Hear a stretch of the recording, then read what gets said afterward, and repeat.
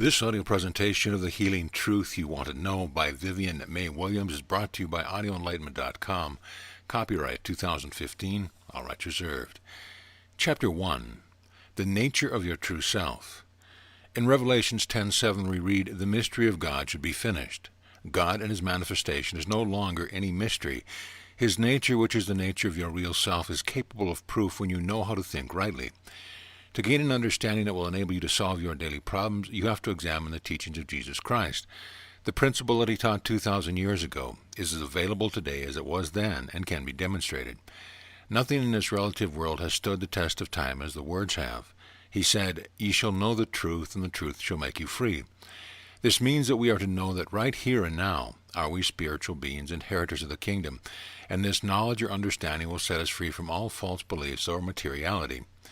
For ages man has believed that he is a material being subject to sin, disease, and death. It is a misapprehension of existence, absolutely false. There have been many beliefs expressed of and about man, but a practical and demonstrable understanding of truth is necessary for intelligent, harmonious existence. Mortals will continue to experience inharmony and strive to overcome problems in daily life until they gain an understanding of the real man. Jesus said, "Ye neither know me nor my Father. If ye had known me, ye should have known my Father also." John 8:19. Of whom was He speaking? Certainly many knew Jesus, so to whom did He refer when He said, "Ye neither know me nor my Father"? Mind, the primal cause. God the Father is mind, the primal cause of all. To me, to whom Jesus referred, is the real man, the image in mind, the Father. No one has ever seen an idea or image in mind, therefore no one has ever seen the real spiritual man, the Son of God. Jesus is the name of the human or mortal man, but Jesus never identified Himself with the mortal man of the body. He recognized no power separate from mind or God. By His cognition He reflected all the powers and aspects of mind, and these powers and aspects were visibly expressed as a human being performing miracles. He knew His power to be mind, so He declared, "If ye had known me, ye should have known my Father, mind also." Man is more than a material form with a mind inside. Man, as the image and likeness, is as infinite as God. If you have a mortal, finite conception of yourself, you cannot embrace the infinite glories of life and love. A finite conception of man does not satisfy the human craving for better, higher, and holier things. Since God is mind, the real man must be an idea, which is the offspring or son of mind, the Father. As humanity gains a true conception of man and God, the human capacities are enlarged and perfected, and we witness men with more godlike powers and aspects. Deducing one's conclusions as to man from the imperfect mortal, we witness through the physical senses. One can no more arrive at the true conception or understanding of man than a sculptor can perfect his outlines by holding in thought an imperfect model. One can never discern the spiritual man by holding a material man in thought. At this point, the question most naturally arises, how am I to discern between the spiritual man and the material or human man? I have just explained the image as the son or real spiritual man. In order to be the image of anything, it must be a representation. Since man is God's image, he must be the full representation of Him. Therefore, to understand the qualities and aspects of your real self, you must contemplate the aspects of God, realizing these are your qualities, your real nature. This is revealing the mystery that was hid from the beginning, that man is really godlike. The truth about yourself. This is the truth about yourself, and right here you must learn to stand. You have never seen the real man any more than you have seen God. You can know Him, however, by observing the visible expression of good or God. The real man is soul, identity, and not the body which we see. Soul as individualization reflects spirit. God in the body, which we call the human or mortal man, is the visible effect of the invisible idea, image, or spiritual man. Millions have read this statement, "Let us make man in our image after our likeness," Genesis 1:26. Webster defines image as an idea, a conception. Let us fathom the statement in Genesis. God as mind is creator of all. Mind, the primal cause or substance, thinks. The culmination of its thinking is an idea, conception, or image in the mind itself. The image or offspring of mind most naturally becomes the subject of its thinking, and so we have spiritual man as God's idea of Himself. How ideas become reality. Man is mind's idea of itself. Man is God's expression of Himself. The thought offspring of mind is naturally the Son of God. So we conclude with St. John, we spiritual beings are the sons or ideas of the living God, mind. As mind contemplates its image, Son, this image is externalized, embodied, or objectified, and so we have an internal or invisible image, and an external or visible embodiment or body, which is falsely termed material man. If it were not for the body or form which bears evidence to the omnipresence of the image or idea, you would never know God or spiritual man. Everything in the visible universe is an identification of the invisible universe. As St. Paul put it, the things which are unseen are clearly discerned by the things which are seen. The objects of life have no separate life of their own. All life and form we see is the reflection of the one life. What appears as separate men and women is the objective state of life, but they have no initiative on their own. The activity, feeling, and form that we witness in any object, including the human body, is not in the body, but is the result of an effect of consciousness outside the body, which is properly named soul, mind, life. An artist is not in his painting, so you are not in your body. Your body is an outpicturing of your mind. Your body is the visible manifestation or expression of you, the image in mind, God. Paul said, you are hid with Christ, or truth in God. The relation of mind and body. An object held before a mirror does not get into the mirror, but is reflected by it. Mind, in reflecting its image, does not become absorbed by them, but its reflections are identifications of the images. So it is with your body. Your mind reflects, governs, and controls your body, but never enters the body any more than a rose held in front of the mirror can enter the mirror, but is perfectly reflected by it. One gains dominion over the body in proportion as he is able to grasp this great truth, that man's mind is God.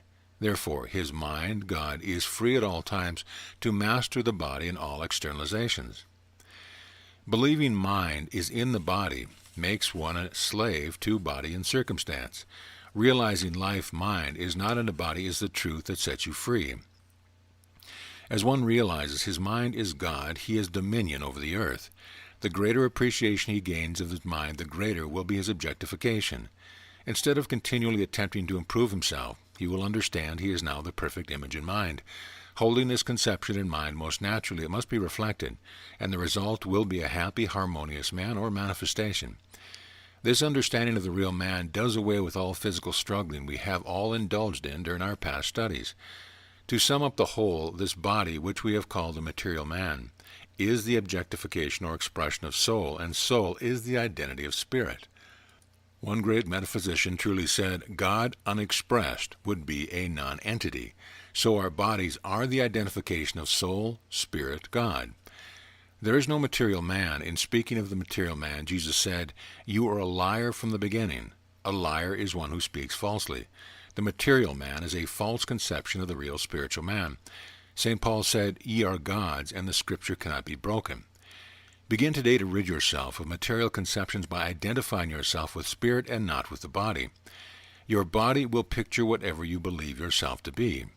Your body will be a perfect picture of whatever you believe yourself to be. If you believe you are mind rather than body, you will outpicture in your bodies and affairs all the qualities and aspects of God. Try to look upon your body as having no more life of its own than the man on the moving picture screen. He appears to have life of his own, but it is reflected to him by the intelligence which operates back to the camera the negatives. Our bodies appear to have life due to the fact intelligence, life, God, is operating behind the image held in the camera of mind.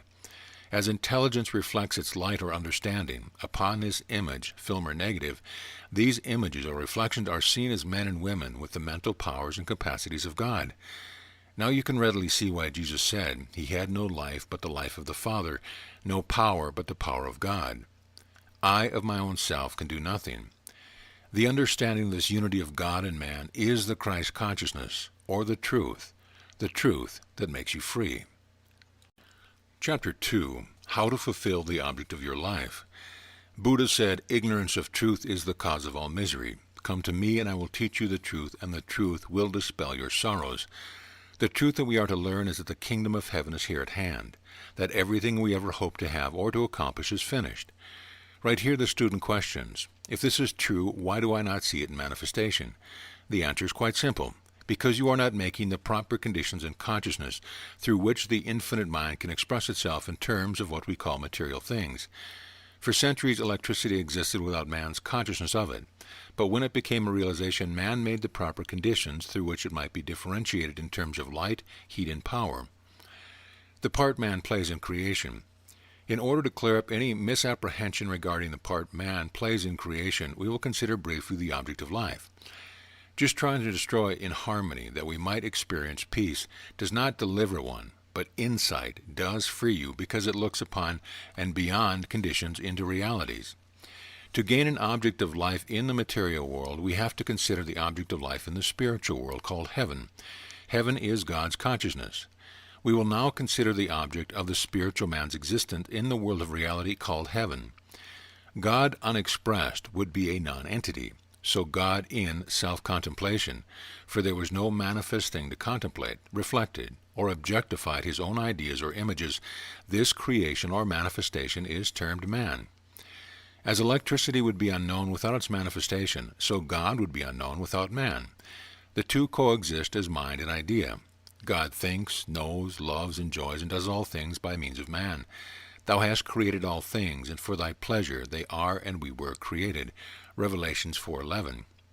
So you can readily see the object of creation is to give life, love, wisdom, intelligence, health, wealth, and happiness to his spiritual beings that constitute his consciousness. How man comes to see truth.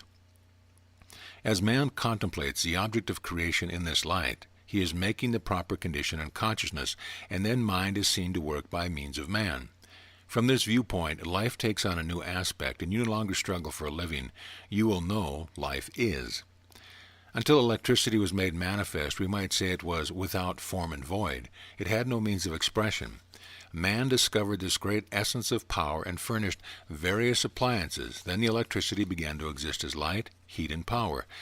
In the power or essence itself, there is no action, for it just is electricity, and has no consciousness of such manifestations as curling irons, toasters, heaters, light globes, or dynamos. There is joy in expression. As an illustration, let us presume the essence of electricity symbolizes mind, and it could say, let us create light, heat, and power in our image, and then let us presume the light globe, motors, heaters, irons, etc., which are the channels through which the power of electricity flows, were conscious beings. Do you not think they would be joyously happy in expressing the power of electricity through themselves? And would not the power, if it were mind, God, receive joy and happiness in expressing itself through the light, motor, heaters, and various appliances? This should give you an idea of the part man plays in creation. Man is the activity or expression of God. You can also see that if the electric toaster could speak to the heater, it would say, I am you and you are me. We are both expressing the same substance of electricity. So it is with human beings. Love thy neighbors as thyself means to see yourself in the other fellow and treat him exactly as you would treat yourself. Sin and sickness disappear before the light of truth. There is a great deal of talk in metaphysics about using your principle to overcome sin, disease, and all kinds of limitation. You cannot use principle, for principle is God. You do not use your principle, but your principle uses you as soon as you recognize its perfection. As one endeavors to become a witness to all good, he makes the proper connection and the manifestation naturally follows. When you want light made manifest, you furnish the power of electricity with a light bulb. Do you have to worry as to how the power operates to give you light? Not for an instant. Your thoughts stand in the same relation to my and God as the light bulb stands to electricity. If you desire health, give that idea to the power, and if you do not direct the power by negative thoughts, you shall manifest health. So it is with anything you may desire. How to fulfill the law of life. Endeavoring to understand the object of creation places you in a conscious communication with God, which is equivalent to contacting the power of electricity through the medium of a light bulb, which is an idea used to manifest power in terms of light. One fulfills the laws of life as he strives to realize spiritual things. St. Paul said, the things which are not seen are clearly discerned by the things which are seen. Learn to appreciate every object in this world as bearing evidence to a spiritual idea, and you will soon lose all false concepts of a material universe and see the new heaven and the new earth here and now. Since God had a definite purpose in creating man or the universe, so you must have a definite purpose in everything you attempt to manifest. You do not have to concern yourself about mind and its ways and means of working, but you do have to be greatly concerned about the thoughts you furnish your mind to work upon. If you desire to vacuum clean your rugs, you would not apply a coffee percolator to the electricity, would you? If you desire prosperity and continue to complain of poverty, it will be as impossible to obtain wealth as it would be for one to expect to clean his rugs with a coffee maker.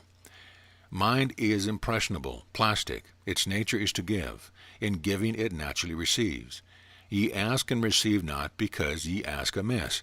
You talk disease and expect health. Talk poverty and wonder why God does not shower you with abundance. Constructive thought brings demonstration of truth. God's work is finished. It is up to man to apply constructive thoughts and to exercise a dominion that is his divine birthright.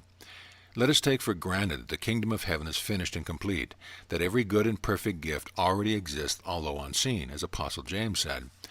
The kingdom of heaven is the world of reality, a world wherein are no limitations and no consciousness of evil. It is a perfect state of mind, established from the beginning. It is God, with no object but love for his spiritual beings. God finished his work, and saw it was very good. But a mist went up from the earth. What is this mist that seems responsible for all of man's troubles? Since heaven is God's consciousness, evil cannot enter there to disturb man. So what causes all this inharmony? Suppose you draw upon your imagination to the extent that you can see the spiritual world with its spiritual beings governed and controlled only by God. Then suddenly a curtain or a veil is drawn in front of you. This veil would be like a mist, occasionally thinning away so you could actually observe the beauty, joy, and happiness of the spiritual world. Then again the mist might become so dense you could not catch even the faintest glimpse of heaven, and you could observe nothing but the current or mist. Bear in mind the fact that heaven is a perfect state wherein all is joy, happiness, health, wealth, and beauty. The curtain or veil that is spread all over the nation, Isaiah 25:7, is a mist of ignorance or false thinking, which when indulged in hides the beauty and harmony of our perfect state of mind called heaven. How is one to get rid of this veil of misery and enter into heaven? By contemplating the perfection of the spiritual world, the action of God which is always taking place upon man. This mist is dispelled, and man witnesses heaven. As this action takes place, dispelling wrong thoughts, man awakens in consciousness to find himself in the kingdom of heaven, harmony, here and now, thus fulfilling the scriptural saying, "The kingdom come on earth as it is in heaven." Chapter 3. How Truth Sets You Free. The question that is asked me more frequently than any other is, what is evil, and what is its origin? In order to answer such questions intelligently, we have to reason from a scientific basis. To begin with, we all admit God to be the only power, and the power to be infinite good. In the beginning was the Word, and the Word was with God, and the Word was God. Let us examine this statement from the basis of absolute truth. A word is an audible expression of thought. One cannot express thoughts or words without mind, so we take it to mean that in the beginning the Word, or right thought, was the primal power. The next statement is, "And the Word was God." In other words, the Word or right thoughts are in mind or with God, and the Word was God means that right thoughts and mind God are one and the same. The same was in the beginning with God. In other words, mind and right thinking have eternally coexisted. All things were made by him means that everything that God, the good, true Word or thought created is permanent, indestructible, the truth. And without him was not anything made that was made. This latter statement is a solution to the question, what is evil? Evil claims to have existence, to have as great a power as good, but everything that was not created by God never was created, therefore is nothing. Then where does evil get its origin? Since God is the source of all, and at all is good, then evil has no origin. A thing to have an origin must have permanence or reality. The very fact that evil disappears in the light of truth proves its non-reality. Evil has but a seeming existence, and when you understand its nothingness, the illusion disappears and you demonstrate the allness of God or good. In our present state of consciousness, many things have the semblance of being real, but which are, according to truth, merely the manifestations of erring, illusory thoughts. These erring thoughts were not made by him. Consequently, they are not real. John evidently knew that evil thoughts as well as right thoughts were objectified, and he differentiated between the two by saying the word or right thought was God, and anything that he did not make was never made. If a thing was never made, it has no life or existence, hence is nothing at all. Now if evil is nothing, why struggle to release yourself from nothing? Jesus spoke of evil as a murderer from the beginning and having no truth in him. Therefore evil of every nature, even though it is plainly visible to the senses, is never real, and at best is but a false sense. Right thought or word was never created. It always existed with God. Evil, being a false belief in the absence of good, is dependent upon good for its existence. Hence it had a beginning and must end. Life is light, and the life was the light of man. Right thinking, or our consciousness of God, is our life or mental light. Light is understanding or spiritual consciousness. The light shineth in darkness means that even though we are in mental darkness or ignorance, the light or truth is ever shining in consciousness, and a recognition of this truth is man's sure deliverance from the false conception of evil. At one time there was a belief that the earth was flat, and the medieval church burned those who denied the so-called fact. Who created the flat earth? It never existed, for a thing to have existence must have permanence, and having permanence it has reality and is indestructible. It was proved to be an illusion, a lie about the round earth which Columbus sailed around. Was the flat changed into a round earth by Columbus's discovery? No, because the flat earth never existed in reality. It was but a false concept in the mind of man. When the truth about the earth being a sphere was revealed, the flat earth or lie disappeared. So a belief in a material world with all its misery is as much an illusion as the flat earth. As you learn the truth about yourself, the lie or illusion is dispelled, and you catch a glimpse of heaven here and now. Evil is only a temporary false sense, and when you know the truth about it, it disappears even to the finite human senses. As far as you are concerned, your thought of a thing is all there is of the thing. What we do is form concepts of and about the things we see around us, and our concepts are not always true. Now we see through a glass darkly. Many persons believe that evil conditions strengthen them, and that God intends them to suffer in order to gain good. This is absolutely false, for it is equivalent to saying God knows evil. Good and evil cannot mix any more than oil and water. Such beliefs place man in bondage to material laws. Your divine heritage is good first, last, and always. And if you experience an evil condition, whether it is physical, financial, domestic, or otherwise, it is due to ignorance of the laws of right thinking. How truth will set you free. It will be seen, therefore, that what we want for freedom is knowledge of truth, an understanding of God. Chapter 4. Healing Treatments by True Prayer. Treatment is the word used to indicate that form of prayer or right thinking which is based upon absolute good. The theologian calls it thinking of God in heaven. The scientific man referred to it as cause and its manifestation. The metaphysicians, mind and its idea.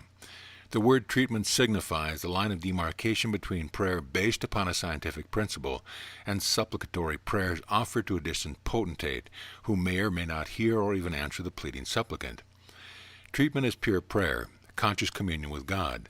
You will note I said conscious communion with God, for some believe that all that is necessary to bring about harmonious result is to take a few constructive affirmations and repeat them over again. This sort of treatment may easily become sounding brass and a tinkling cymbal, the very thing Jesus warned mankind against.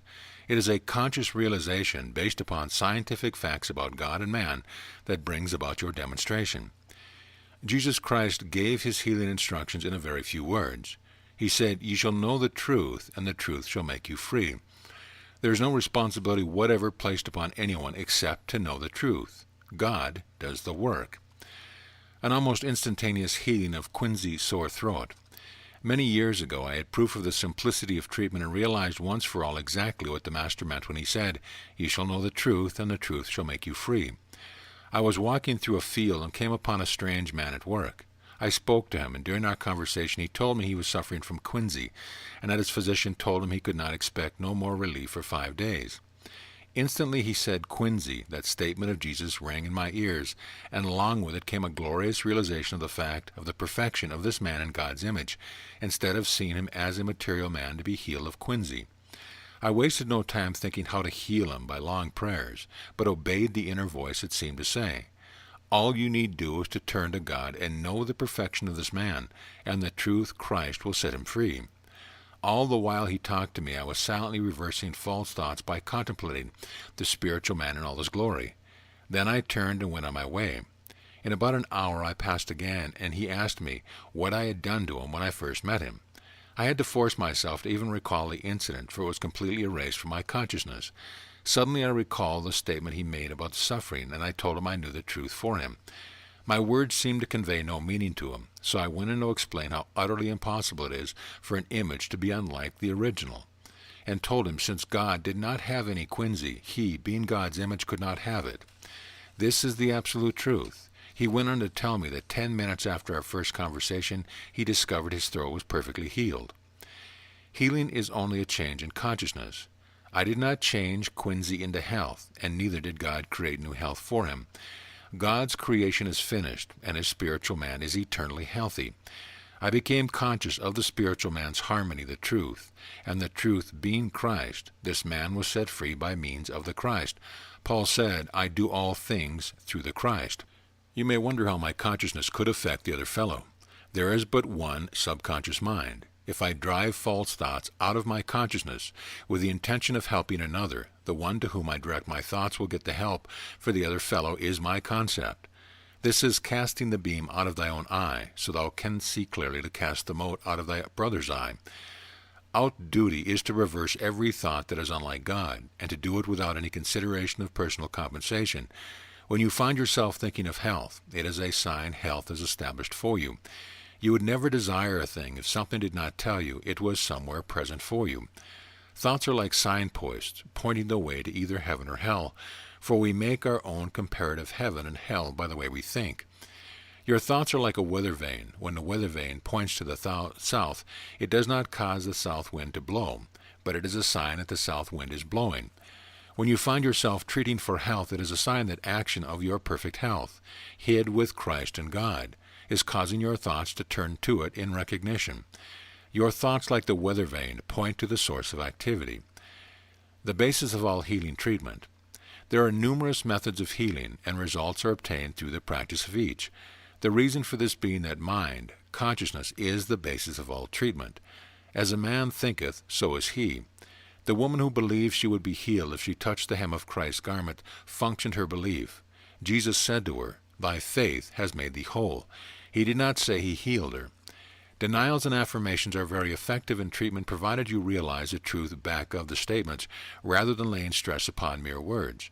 Unless you put feeling into your statements, you will continue indefinitely and wonder why your affirmations do not work. It is a mistake to depend upon any fixed formula in truth. In attempting to use any method of treatment, you will be inclined to wonder what the words mean rather than getting away in thought from the material world to heaven and thinking of God. Too much stress is laid upon the conception of treatment in the metaphysical field today. Many believe they have to be continually treating against conditions and circumstance in order to exist. Get out of the old habit of thinking that everything needs treatment, for entertaining such false beliefs keeps up a continuation of old conditions that will eternally need a treatment. Instead of taking the attitude that you have something to get rid of, turn in thought to God and the world of reality, and know there are no evil conditions to overcome. Suggestions to beginners in truth study. If you are a beginner and find it difficult to forget conditions and circumstance, here are a few suggestions to assist you. Do not use them as a formula. Let God lead you. In taking up treatment for any specific thing, remember the same principle applies to all. Until you are sufficiently advanced to know there is nothing to treat, this being the highest form of treatment, it is best to take each specific problem, deny its existence in the world of reality, and affirm the completion of the thing desired. Put life, feeling, and joy into your treatment. Words avail you nothing unless they are animated by your spirit or realization. Suppose you were in financial difficulty and desired to free yourself. Turn in thought to God. Deny that there is any material man to be in trouble or in lack, and realize the abundance of the spiritual man. Allow your thoughts to dwell upon the thing as you desire it in completion. Emerson said, assume the virtue and you shall have the realization. Assume that the thing you desire exists now in the world of reality that is all around us. Let your treatment be one of glorious realization of the truth about God rather than a striving to overcome difficulties. You should not be concerned about results. You do not have to be the least bit concerned about the result, for that is God's business. Treatment, or true prayer, is the act of conscious thinking that harmonizes you with the world of reality, wherein every demonstration you ever hope to make is already accomplished. Apostle James said, "The good and perfect gift already exists, although unseen." You cannot create health, wealth, or prosperity through thinking, but right thinking or treatment enables you to become conscious of the health, wealth, and prosperity eternally established in the invisible world. You are not saved by words, but by virtue of what you are, God's image. A question that frequently arises is, can I treat for anyone without his consent? When you treat, it should be clearly understood that you are the person for whom, in the first instance, the error has to be destroyed.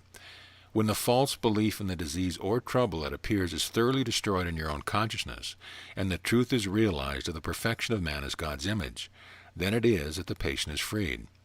All there is to any trouble is your concept of it. Reverse your thoughts and you are free.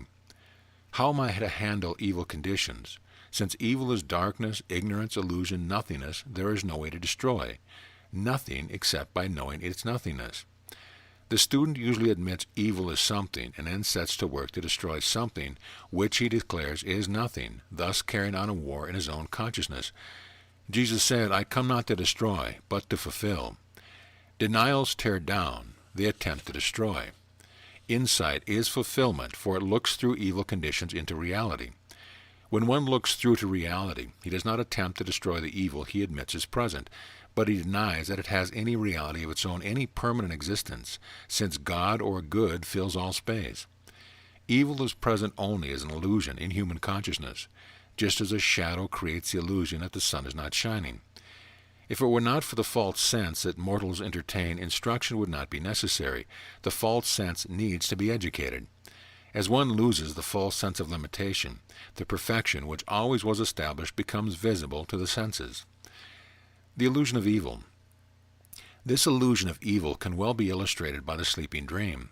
One great metaphysician has said, "The history of error is a dream, narrative. The dream has no reality, no intelligence, no mind. Therefore the dreamer and the dream are one, for neither is true nor real." In your sleeping dream, you may take on the characteristics of another person, or you may dream that you are away from home in great trouble. Although your mind experiences this dream, you are still but one person, the man in bed. The person away from home and in trouble was an imaginary man in your own mind. When you awoke, he only seemed to disappear, for he really was not there. The only existence he had was in your dream state. Your waking experience is in exactly the same dream state. Although you are a spiritual being in heaven, governed and controlled by God, you are believing you are a material man in a material world, liable to sin, disease, and death. Struggling to free yourself from evil through cut-and-dried methods and systems of thought is equivalent to try to free yourself from some condition in your dream when you are really not in it. How to stop the seeming dream of evil? If you could be conscious of the fact that you were only dreaming when you were experiencing an unpleasant dream, all you would have to do is to end the experience would become conscious of the truth about yourself. That is, that the dream was taking place in your own mind, and your dream would cease. The same applies to your waking state. In order to stop this seeming dream of evil, one must continually tell himself he is a spiritual being, governed and controlled only by God, right here and now. One awakens himself out of the false sense of evil by understanding he is in the world of reality now. This is absolute truth, the truth that makes you free. A dream could not exist without someone to dream it. The material world, with all of its evil beliefs, will cease to exist when man ceases to believe evil is real. Disease is a false belief about health. Poverty is a false belief in the absence of wealth.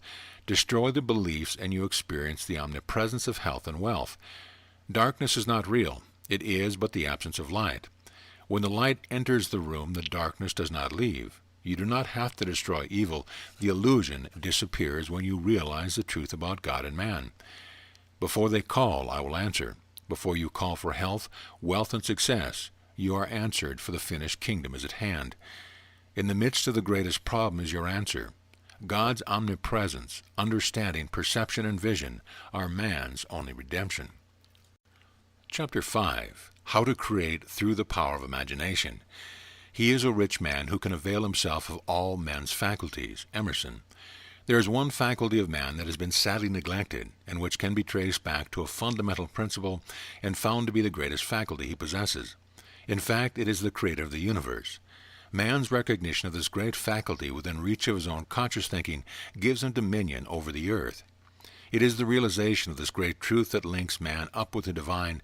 Everything in the manifest world is in subjection to the power of the imagination. Let us take the Bible for an authority and turn to the first chapter of Genesis, where we read, God created man in his own image. In the image of God created he him. Webster defines image: to form an image of, to portray to the mental vision a picture produced by reflection. How mind creates. Since nothing could possibly exist prior to mind or consciousness to conceive it, it is only logical to presume that man is the natural outpicturing or manifestation of an image held in mind. An image can only dwell in the imagination, which is the productive or the creative faculty of mind, so the heavens and the earth were formed through constructive images or ideals held in mind. Some people may confuse fancy with imagination, for both fancy and imagination recombine and modify mental images. The one great distinction between them is that fancy is superficial, while imagination is deep, essential, and spiritual. Fancy flits about the surface and is airy and playful, sometimes petty and sometimes false.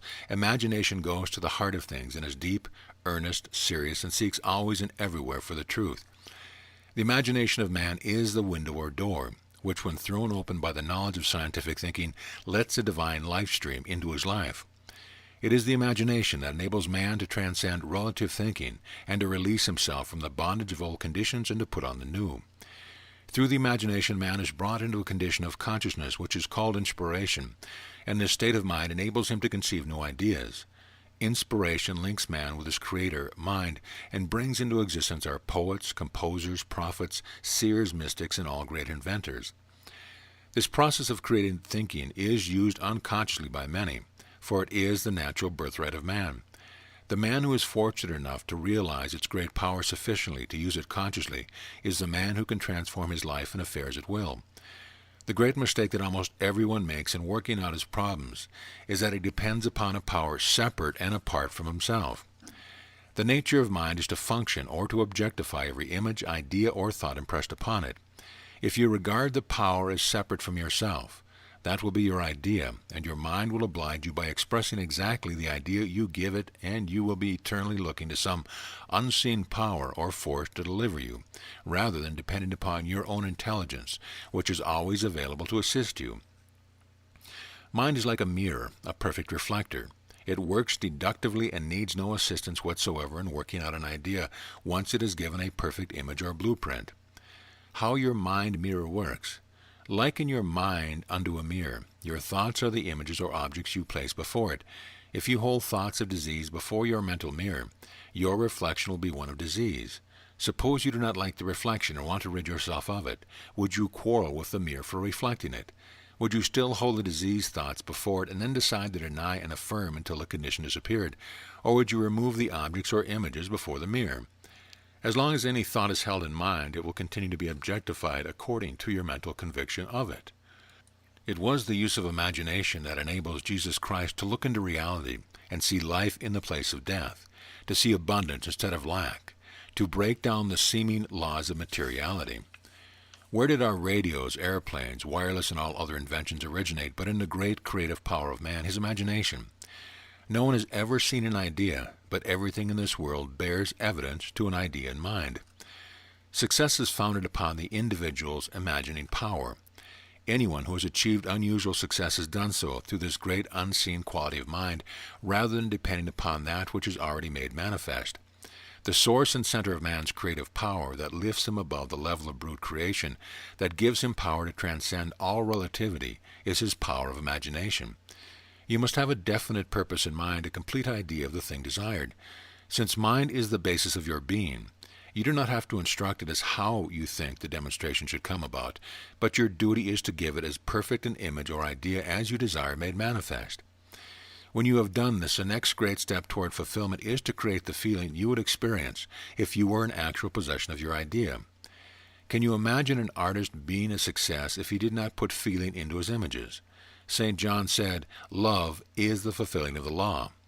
Love symbolizes the female element of mind, whereas reason is the symbol of the male. When we link up logical reason, the male element, with love or feeling, female, we have a perfect creation or demonstration of mind. An image in mind is a spiritual reality. It is the offspring of mind, or mind's subject or son. As mind contemplates its image or son, it becomes man or manifestation. So it is with man as God's image. The same process goes on in man's thinking. His mind is his creator. His images or ideas are his offspring or son. And as he contemplates his own ideas, they become his manifestation. Mind has the power to manifest any idea man conceives. Man is limited only by his inability to conceive constructive ideas. If false thoughts keep one in bondage, then he needs something besides thinking to remove the burden. That which transcends thinking is the imagination, which arrives at the point of conviction without the reasoning process. Jesus used imagination constantly. Jesus taught in parables, drew imaginary pictures, because he knew the minds of the people could grasp a picture or image much more readily than they could reason. When you look at a painting, your mind instantly grasps the whole idea before you have time to think of details or begin to reason. Many fail to demonstrate because they allow reason to prevent them from holding the clear image in the mind until it is objectified. Ideas are spiritual realities, and when you conceive an idea for good, you have received the actual thing. Jesus gave thanks before he saw the manifestations, for he knew he was mind and not body, and that ideas are realities to consciousness. Here is where the imagination plays the most important part.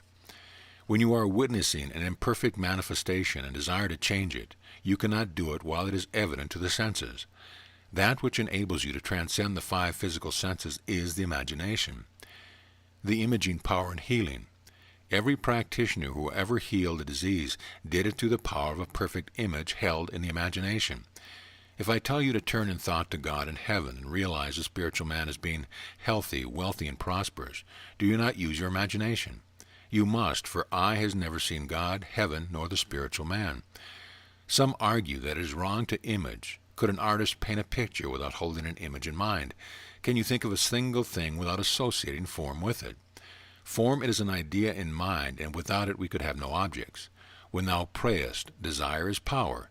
Enter into the closet or consciousness, and when thou hast shut the door, turned away from material beliefs, pray to the Father, mind, which is in secret, and thy Father your mind, which seeth in secret, beholds an image or picture, shall reward thee openly, and shall be objectified or become visible.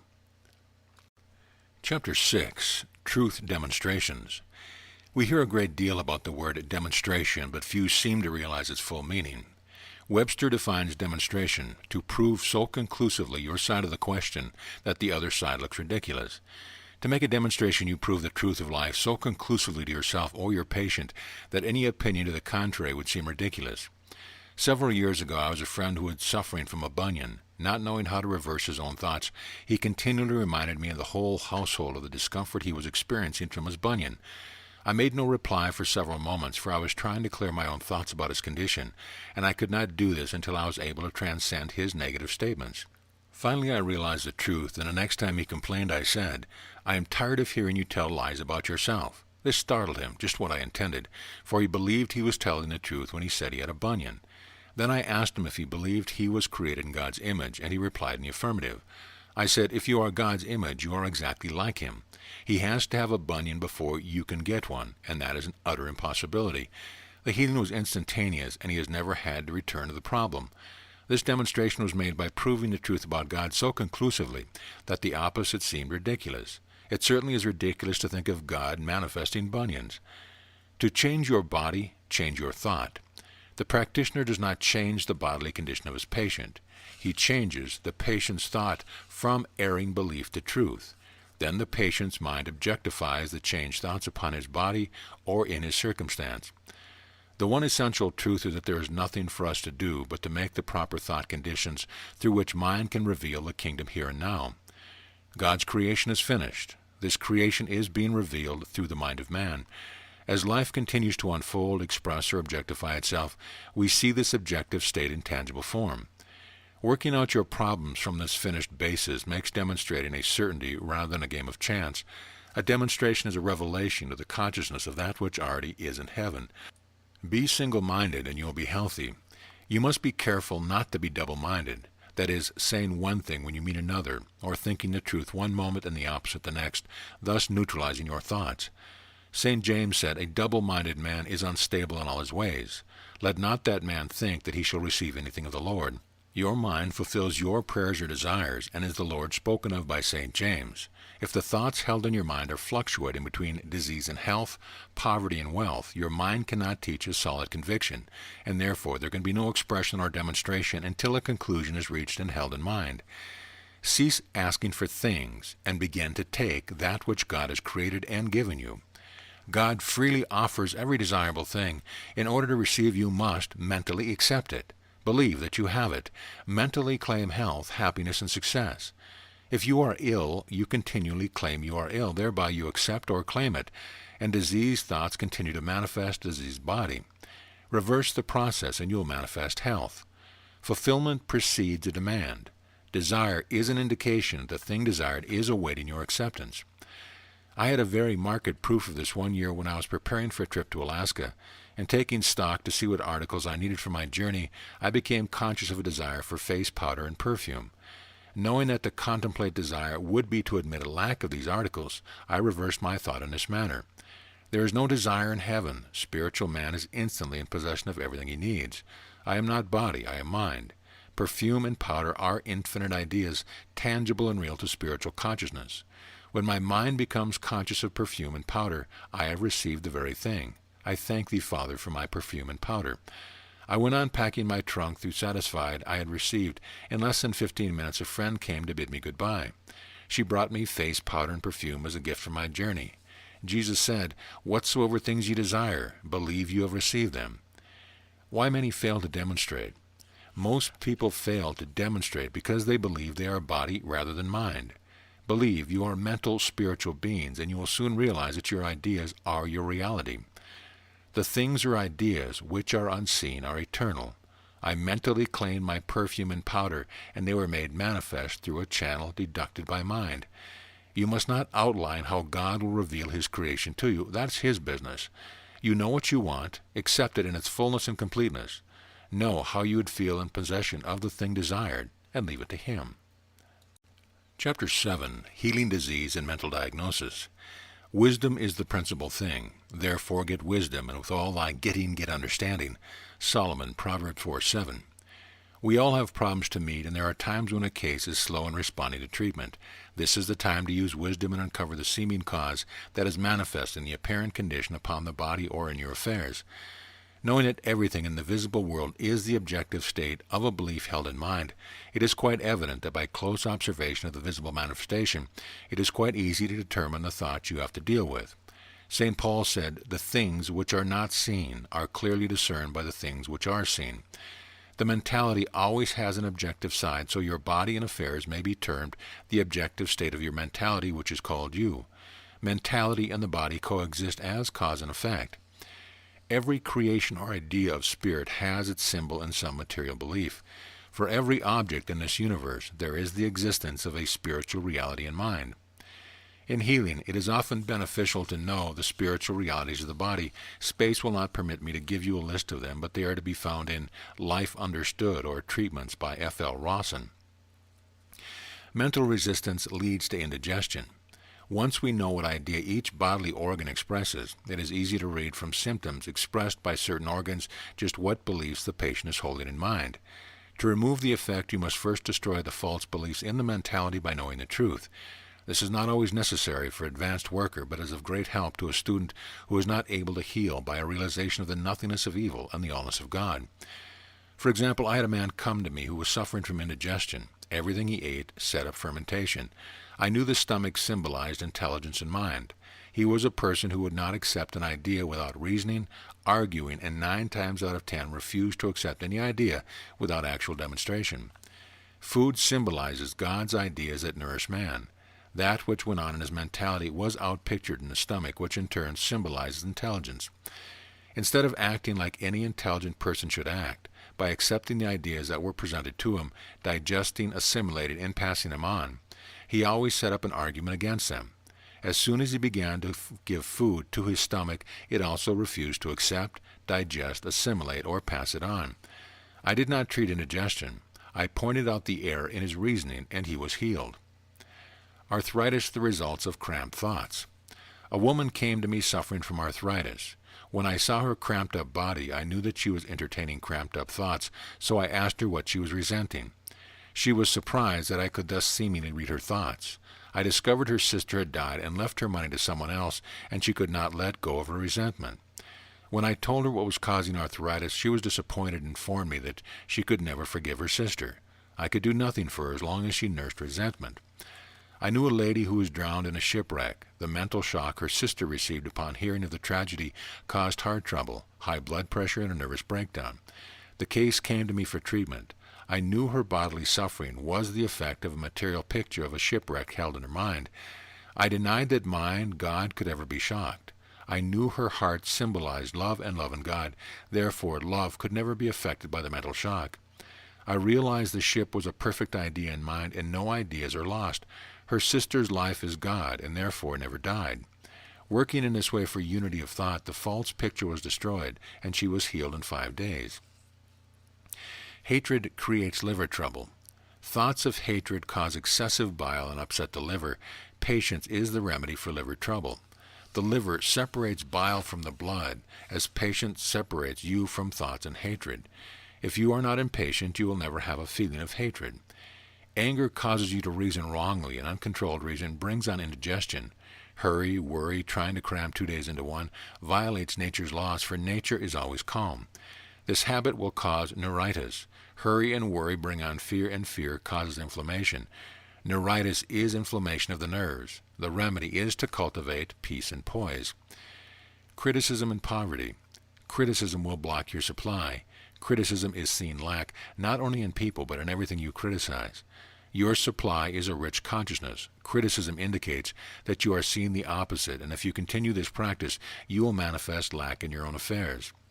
Never feel sorry for others or sympathize with error. When others tell you of error, mentally see beyond it.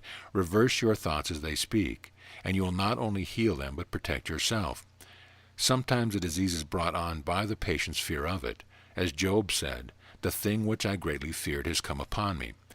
I met a woman who had a tumor, the result of fear entertained for 30 years while nursing an aunt with the same malady. In this case, the fear must be treated instead of the growth. Kidney trouble is either the outpicturing of the lack of discrimination or the manifestation of the fear of it. A determined effort to discriminate between right and wrong will heal it. Lung trouble signifies mental stagnation. Lung trouble is usually caused by mental suffocation. By this I mean a lack of opportunity to gather new inspiration, new hope, new animation. The lungs symbolize life, and when one's life lacks the environment, inspiration, and comfort needed, the mentality droops and becomes hopeless. This images on the body as tuberculosis. A change of climate, scenery, and environment gives the mind new inspiration and life, and these thoughts outpictures new lung tissue.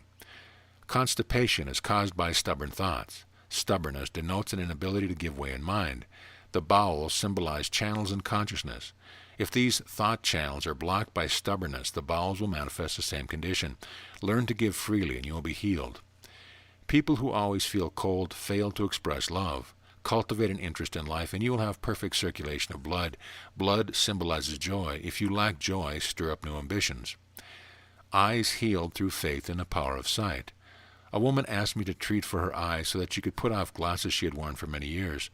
I explained that glasses had no power to improve her eyesight, and that when she put glasses on, she merely saw through her belief in them. I explained that if she believed she could see without the glasses, her mind would manifest that belief. Her enlightened consciousness gave her the vision she desired, and she was healed the next day. I saw her 4 years later, and she had never again wore glasses. A similar healing occurred in connection with a young woman using crutches. As I looked at her crutches leaning against the wall, I called her attention to the fact that they could not hold themselves up and asked her how she could rely upon them for support. I explained how her mind believed they supported her, but that it was God's idea of support that held her up. She laughed, caught the vision. Within 6 hours she was healed. With all thy getting, get understanding. Solomon. As you advance in understanding, you will be able to discern error intuitively. To understand that mind is infinite, not dependent upon the physical senses, is a step towards the mind science by which we discern man's existence in nature. Seeming error makes it possible to destroy it. When we have thoroughly learned and digested this mental science, we can know all things, past, present, and future.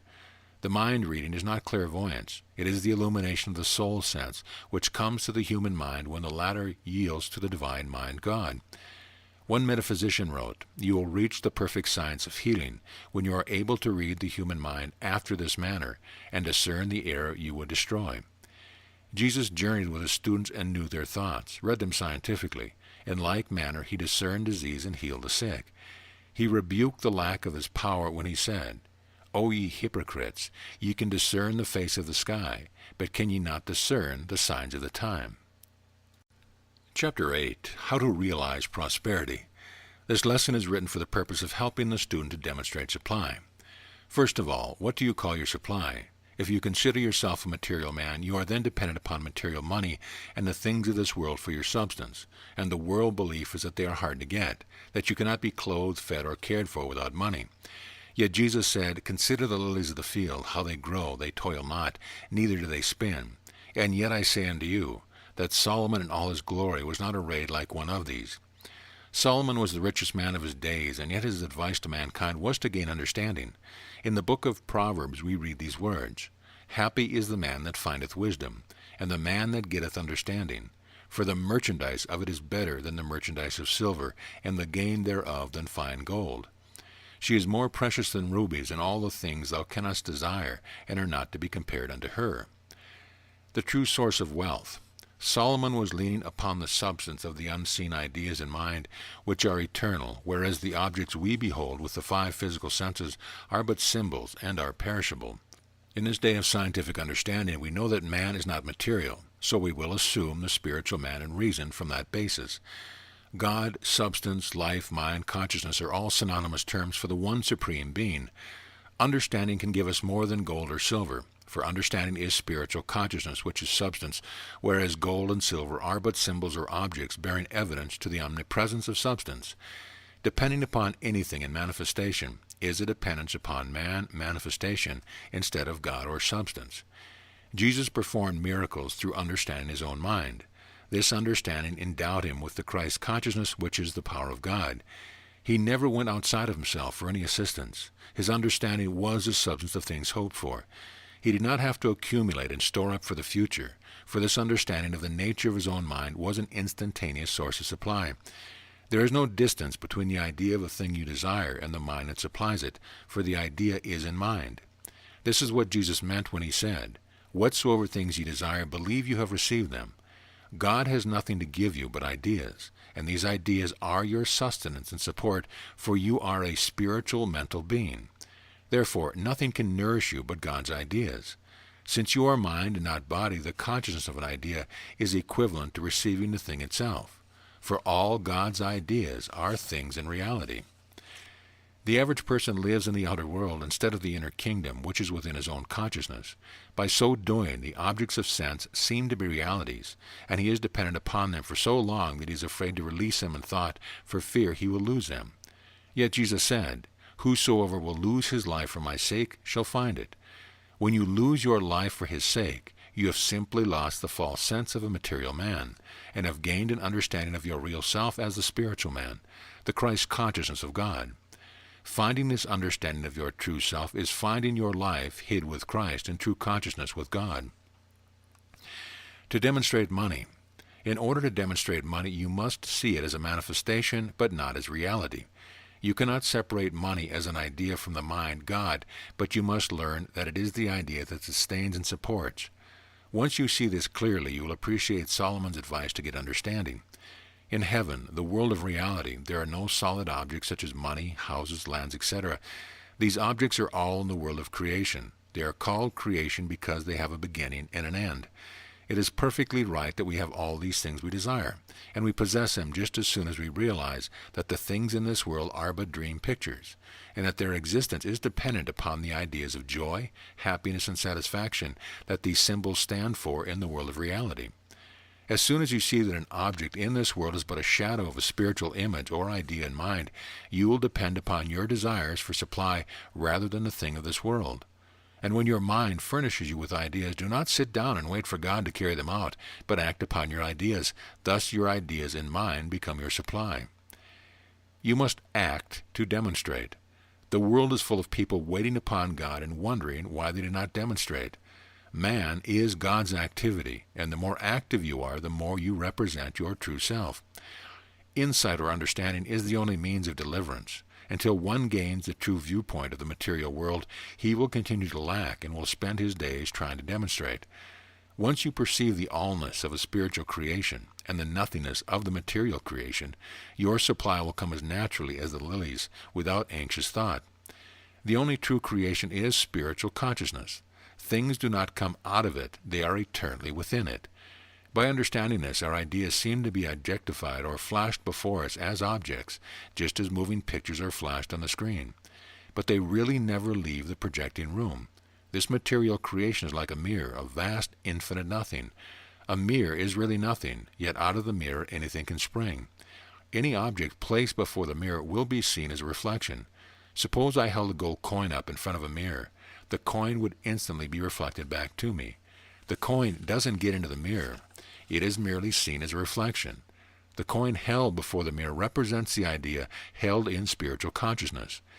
Held in consciousness, it seems to be projected, reflected, or objectified, but in reality it is eternally poised in the same place in mind. Depending upon money or any other thing in this world for your support or supply is equivalent to depending upon the reflection of the gold coin in the mirror instead of the original held before the mirror. It is quite evident that the coin in the mirror is nothing at all. Therefore, a reliance upon it for supply is futile. Your thoughts determine what you demonstrate. Once you realize that the kingdom of heaven is within you, you will see that the manifest world is no more substantial than the pictures on the screen. They appear to be so real to you that before you are aware of it, you have made yourself so at one with the picture that you suffer or enjoy according to that which your eyes behold. And yet there is nothing before you but a very dark, blank curtain. All action is taking place in the projecting room. Experiences of lack are but false pictures in your own mentality, being flashed before your 5 physical senses, having no more reality than the picture on the screen. Suppose someone turned a bright light upon the screen while the picture was being shown, what would become of the picture of creation? It would be totally absorbed by the light. So it is with lack.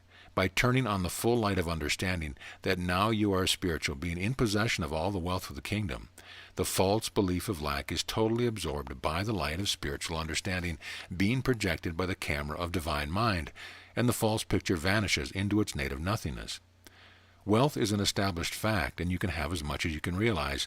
The question naturally arises, how am I to demonstrate the things I desire? Get a definite idea of the thing you desire and hold to it unwaveringly. Do not outline the channel though you wish to think it could come. For example, you may desire a car.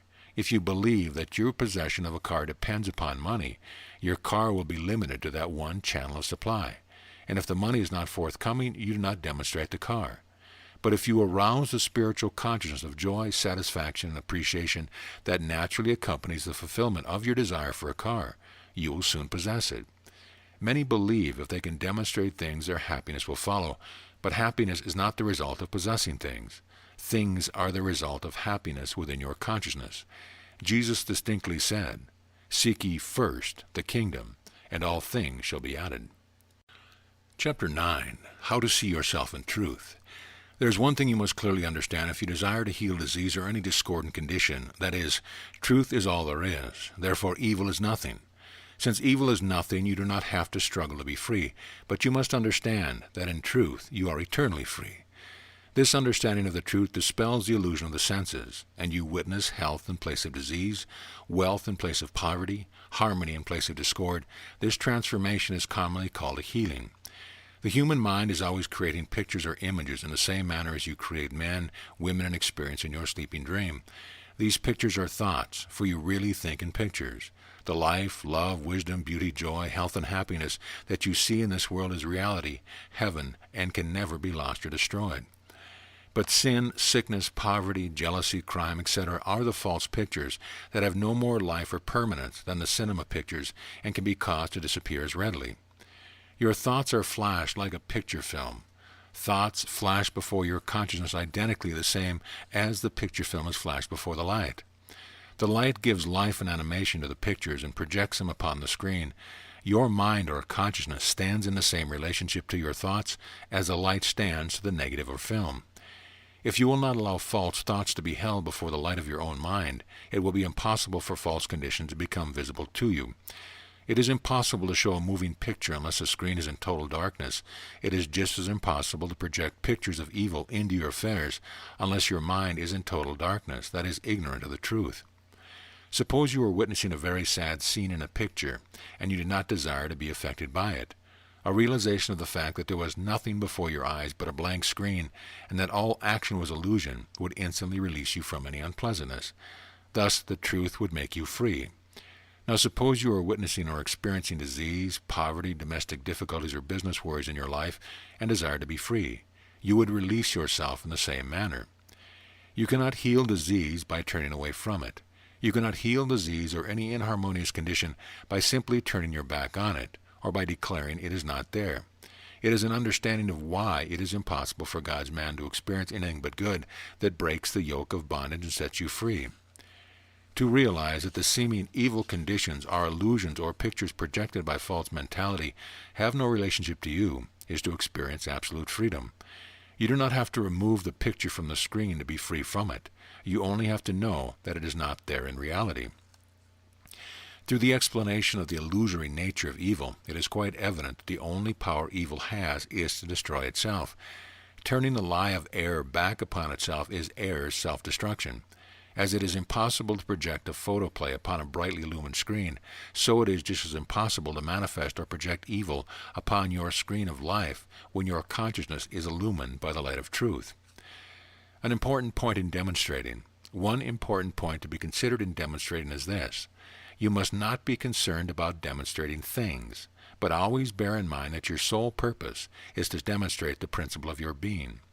Jesus did not exploit himself, but his mission on earth was for the purpose of revealing to mankind the underlying principle of reality and to prove that heaven is here and now. He fulfilled the law. To a child or one who has little or no understanding of the principle of mathematics, the numerals are of no avail. Yet the answer to every problem is just as available to him as to an expert mathematician. The only difference between the child and the expert is one of understanding. So it is in working out problems of life. The one who understands his divine nature, his underlying principle, will not be alarmed and dismayed by every problem. His understanding of truth will be the illumination that causes illusion and deception to vanish. Before ye call, I will answer. Means that before you even begin to wonder how your problem will be solved, the answer is already established in the kingdom of heaven, governed and controlled by the principle of perfection. God's creation is finished. You have only to avail yourself of the principles in order to enjoy all the luxuries of heaven just at hand. There is a perfect law of supply and demand. There is a perfect law of supply and demand, desire and fulfillment. You cannot possibly desire a thing that has not already been fulfilled. You adjust your radio to the wavelength that connects you with a certain station if you wish to enjoy that program. You do not bring the program to you, but you tune in on that which is instantly available. Adjust your mental radio and demonstrations will come. Demonstrations will come to you as readily as harmony comes to your radio when you learn to adjust your mental radio and tune in on heaven which surrounds you at this very instant.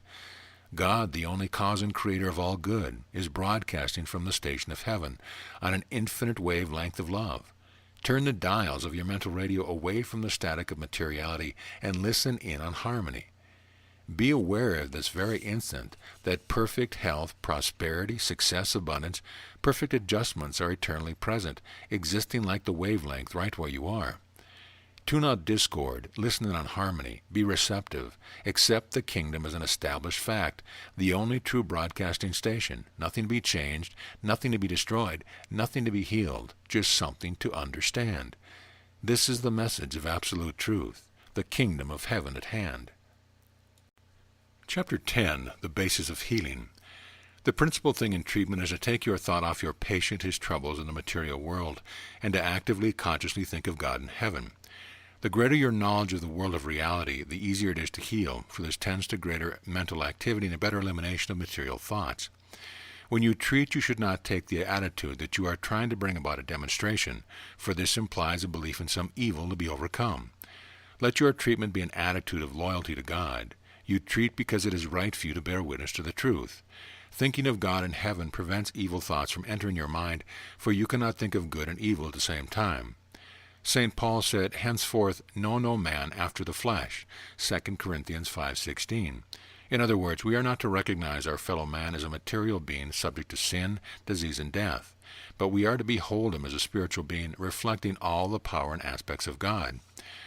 The realization and affirmation of God's perfect world should be dwelt upon throughout the day. As much as possible, our progress depends upon how consistently we watch our thoughts throughout the 24 hours, reversing every thought which is unlike God and His perfect world. This is dwelling in the secret place of the Most High. We must learn to wield the two-edged sword of truth by the continual use of the denial and affirmation. These are known throughout the Bible as the rod and the staff, the greater light and the lesser light as rebuke and chasten. Jesus said, "Let your communication be, yea, yea, nay, nay, for whatsoever is more than these cometh of evil." Matthew 5:37. Yea, yea is the affirmation, and nay, nay is the denial. How to pray? Jesus said, "If a man will come after me, let him deny himself and take up his cross daily and follow me." Luke 9:23. This means that you must deny the reality of matter, take up in thought, true prayer, your problems one by one, and follow Jesus in thought to God in heaven. Commence your treatment by forming as clear a concept of God as possible. It does not matter what your concept is so long as it is your highest realization of good. Some find it a great help to realize God in His various aspects of love, life, and truth, soul, spirit, intelligence, principle, and principle of all law and order. I find that a realization of God as a vast, infinite mind, wherein dwell all of God's spiritual beings or ideas, by means of which mind thinks and acts, gives me the greatest mental activity. Wherever mind is, consciousness is.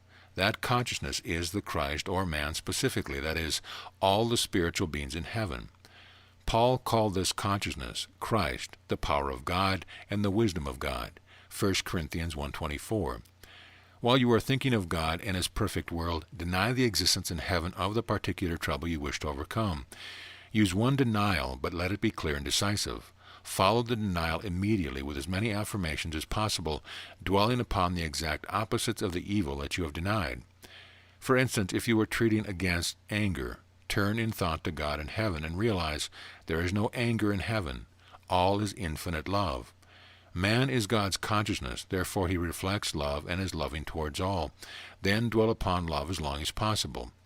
If you do your work impersonally, striving to realize the perfection of God and His perfect world, and will not doubt the action of God, you will make your demonstration. Do not attempt to follow any fixed formula or rules, but let God lead you. The power is not in the words you use, but in the realization of the underlying principle. You will find the constant reversal of thought is an easy, scientific, and therefore sure way of getting rid of troubles for yourself and others. The following treatments for specific problems will give you an idea of how to reverse your thoughts. Want of joy. There is no want of joy in heaven, for man is the joyous activity of God. Man is always receiving joyous idea from God, mind, and he passes on these ideas to his fellow man, giving him joy and happiness, thus receiving infinite joy and happiness in turn. Nothing can prevent this joyous activity, for there is but one power, God, and man is governed and controlled by God alone. In thy presence is fullness of joy. At thy right hand there are pleasures forevermore. Psalm 16:11. Unemployment. Man is never out of work, for man is the activity of God.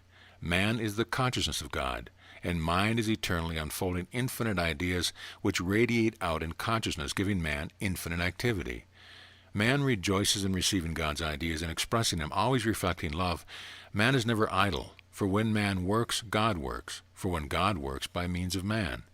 Not one of God's ideas is ever idle, each has its own special purpose. When God thinks, his ideas move, and his movement is man. There is a perfect law of supply and demand. When man needs an idea, he is instantly in touch with it, for mind and its ideas are never separated. Man is God's consciousness, and mind is always at work. Therefore, man and his work are never separated. When you have treated in this manner, then take the necessary steps in following the idea that have come to your consciousness relative to the securing of a position, and rely upon the action of God or treatment to adjust the matter satisfactorily. Fear. There is no fear. Man has absolute trust in God and good. Man, being God's consciousness, is eternally poised in mind and absolutely fearless. No thoughts of fear can touch man, for he is surrounded by infinite peace and love, and only God's thoughts can come to man. Fear, properly utilized, is a signpost on the way to heaven. It is a signal to reverse your thoughts and avoid danger. Jealousy. When thoughts of jealousy attack you or those around you, turn in thought to heaven and realize the infinite love, appreciation, and understanding of God. Realize that man is always helping and benefiting his fellow man. Sin. To heal sin, reverse the thoughts by dwelling upon the purity and holiness of man in God's image. Strive to realize how impossible it is for God's man to violate a law, for all laws are God's laws. God is the principle of all law and order. There is no material man to sin, only God's spiritual man. When man acts, God acts, therefore all activity is perfect, reflecting God's purity and holiness. Whosoever is born of God doth not commit sin. 1 John 3:9. Anxiety. One becomes anxious and fearful because he does not realize that he is governed and controlled by God. Thoughts of anxiety are reversed by realizing the absolute confidence that your spiritual self has in the certainty of God's action. There are no cares in the spiritual world, for God is the only thinker. No false thoughts to come to man's consciousness, for only God's ideas of joy, happiness, and freedom unfold to man. The action of truth is always producing harmony. Sale of property. Everything in the so-called material world is a symbol, bearing evidence to unseen ideas in mind. For instance, property of any description represents certain combinations of ideas which have come to your consciousness. When you desire to sell something, it is your spiritual self passing on ideas to your fellow man in the world of reality. To overcome the various beliefs in this world associated with buying or selling, you must reverse this seeming action and realize what is going on in heaven. In heaven, there is a perfect law of supply and demand. When man desires to pass on or sell an idea of property, for instance, he knows where to pass it, for God is the principle of all knowledge. Love is the power which causes man to pass on the idea, and love causes your fellow man to want to receive and appears as buying your ideas. This activity of buying and selling is man's perfect work, reflecting divine wisdom, knowledge, and intelligence. I was asked to give a treatment for the sale of a lot, and I reversed my thoughts in this manner. The following morning, the woman who owned the lot phoned me. She said a gentleman whom she did not know had phoned and wanted to buy her lot. She could not understand how it happened, or how he knew she had a lot to sell. Mind is in touch with all of its ideas, whether they are houses, lots, or men and women. Heaven is the place where God works. So if you desire to witness perfect work in this world, you must first do your mental work in heaven. Houses and lots must first be sold in heaven. Many people try to sell property while they still insist upon holding to it mentally. If you desire to be free from anything, disease included, you must release it in mind. Right place. Sometimes one feels he is not in his right place, that his work is unsatisfactory, and yet he is unable to adjust himself. For this condition, turn away from the material appearance and treat in this manner. There is no indecision. God rules and governs man. Man is always in his right place in mind. Man never has inferior work. Man's work is perfect, for man is spiritual, divine. There is no mortal power to keep a man out of his right place, for man is as infinite as God is infinite. Man works in the presence of God, receiving and passing on the glorious ideas of God, which radiate out in consciousness, giving man infinite joy and happiness. Man's work is never unremunerative. Man receives just return for every idea he gives, for God is the source of all supply. Taking material steps. There is a great deal of misapprehension amongst truth students in regard to taking material steps, while working out problems in the light of spiritual understanding. The most essential thing to be considered in absolute science is the practical application of truth principles. This application does not consist in doing your daily lessons, studying course in mental science, tithing a certain portion, attending regular meetings, and the remainder of your time waiting for something to happen. If you are applying your principles, you are acting as though you possess the intelligence and power of God. Jesus Christ not only spoke the word of truth, but he was an actual doer. He was both mentally and physically active. The principle of mathematics contains natural rules and laws, which when applied bring about natural results. The principle of life is the same, and one of its laws is action. Man is the activity of God, and the more truth you know about yourself, the more active you will become. This does not necessarily imply that your activity will be physical or laborious, but you must be active in order to express God. If you find yourself doing physical labor, by knowing the truth that man is the activity of God, your labor will be joyous and will not fatigue you. When you have faith that you are a spiritual being in heaven here and now, you will not hesitate in taking action. There is no material activity. All action is God's action, spiritual, perfect, and divine. Supply. People often wonder why they do not demonstrate supply, but they never ask themselves, what am I contributing to the world to deserve remuneration? Give it, and it shall be given unto you. You may say, I can't give, I have no money. Money is not your supply. Service is your supply. Jesus demonstrated that. There is a vast difference between serving and rendering a service.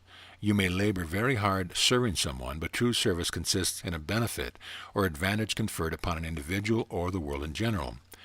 The person who conceives right ideas and puts them into action renders a service and receives supply in direct proportion.